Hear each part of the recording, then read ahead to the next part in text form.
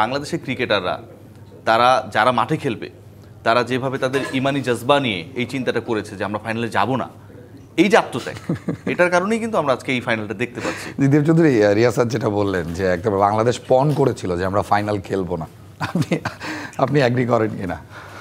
Riasad actually খুব স্যাটার ভঙ্গিতে কথাটা বললো। তো আমি নিজে কথাটা বলেছি যে ফাইনাল তারা খেলবে, এই কনভিকশনটা তাদের মধ্যে ছিল না। আপনি ম্যাচ হারতে পারেন, ইটস নট অ্যান ইস্যু। ইস্যুটা হচ্ছে যে আমাদের টপ অর্ডার প্লেয়াররা যেভাবে ব্যাট করেছে, 130, 35, 40 এগুলো কোনো রান না। এখনকার যুগের ক্রিকেটে ঠান্ডা মাথার ক্রিকেট খেলে আপনি পার পেয়ে যেতে পারেন। আর পাকিস্তানের বোলিং লাইন আপ আহামরি তেমন কোনো কিছু না।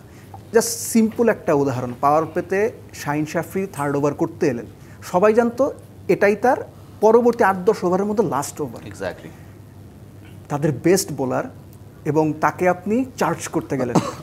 আমি জাস্ট সিম্পল একটা উদাহরণ দিচ্ছি।